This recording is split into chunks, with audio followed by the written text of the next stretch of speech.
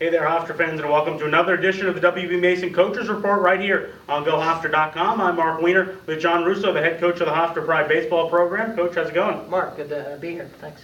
Let's go over that Northeastern series up in Boston this past weekend. Obviously, not the best one for the Pride. They lose game one, 5-1. Let's talk about that one first. The first game on Friday, was probably one of the more disappointing games I've had so far in the conference series. I don't feel like we just came out with the right fire, the right energy to give Northeastern our best. I thought we battled Berger, their number one, really enough to have chances at him, and I think he went 5 in the third, or really short outing, and I think Northeastern was in a hurry to get him out because he didn't have his best stuff, but he really battled. He got out of 2 bases loaded jams, and I think we scored a run to tie it up, and then went back out and gave up 3 runs right after scoring and got down 4-1. And we never played well. We didn't have energy. We didn't bring it on Friday night, and overall just pretty unhappy with the performance, to be honest.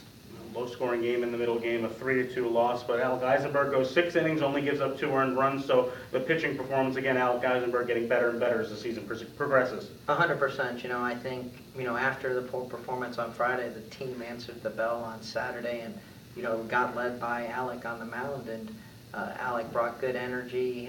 In the 6th, he got out of a really tough bases-loaded jam, ended up striking out a kid, Fonseca, one of their best hitters, and did enough and pitched well enough for us to win. And I don't think offensively we got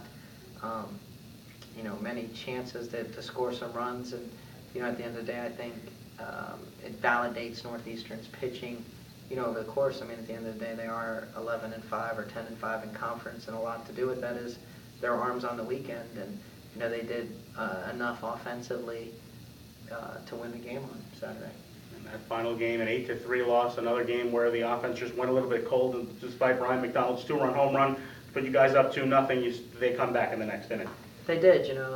We hit it, the 2-run homer to go up, and felt good about things. Kaz had gotten out of a really tough bases loaded jam in the first, and really navigated as well, and navigated well through that inning to get out of it, and then we come back and hit a home run, and then come back and get a shutdown inning, and you kind of feel like things are going our way. And then they got a big home run that the kid really hit well, and then another home run right out of it. And I think the second home run that put them up 3-2 just sort of deflated us overall. And they struggled. They got one more, and then game was pretty close right there, 4-2 right there for a long time, and then they hit a big 3-run homer that pretty much sealed it for them. Yesterday, a non-conference game, midweek game against Monmouth, 5-2. You guys end up falling. What did you see out of that game? That's wanted to get Heidenfelder on the mound, and felt like he just threw okay, he threw fine, nothing terrible, nothing great. And I thought Mulligan came in and did a great job in relief and really held them down. And offensively, I don't feel like we did anything to win the game. You tip your cap to the pitcher, he held us down, and it is what it is, but I don't think it was like any type of the pitching we see on the weekends in the CAA, and I just wasn't super happy with our performance at the plate, and never felt like we got the big hit when we needed, or was disciplined enough in the strike zone to have competitive at-bats. I feel like it's definitely a game we gave away that was a winnable game, but you got to tip your cap. It's a well-coached team, and got to win. Only 6 conference games left in the series. At this point in the season, when you're still fighting for a playoff position, are you trying to look maybe to try and get the young guys more experience, or are you trying to go really hard at the playoffs? It's definitely a fine line, but I feel like the young kids have almost let us some in the offense and get going.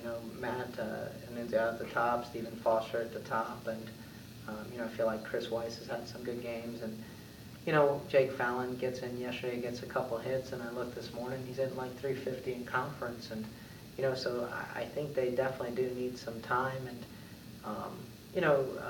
I think maybe a little bit of mistake was looking at the big picture and just keep working at games at a time, and man, is Elon going to be a tough opponent? I think 2 weeks ago we saw how good Wilmington was, and they're 22 in the country, and I think they moved up to 21 after we played them, and Then next thing you know, Elon beats them 2 out of 3 and takes 2 of the games by 6 runs or more. Tells you what kind of opponent Elon is. I was just going to ask, you got to it before me. You get to go down to Elon, North Carolina, the newest member of the CAA, the first time you're meeting as conference foes. So you just mentioned how tough they are, but what exactly is going to be the key to beating a team that tough?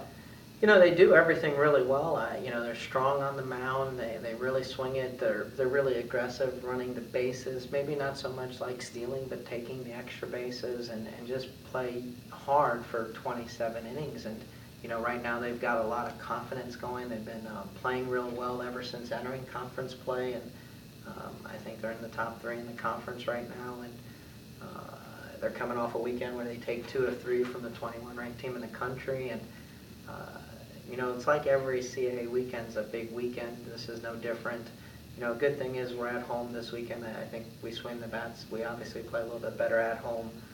We got a game today against CW Post that hopefully we can play better than what we did yesterday and get ready a little bit more. The basic thing is, I think instead of worrying about everything else, is just playing better.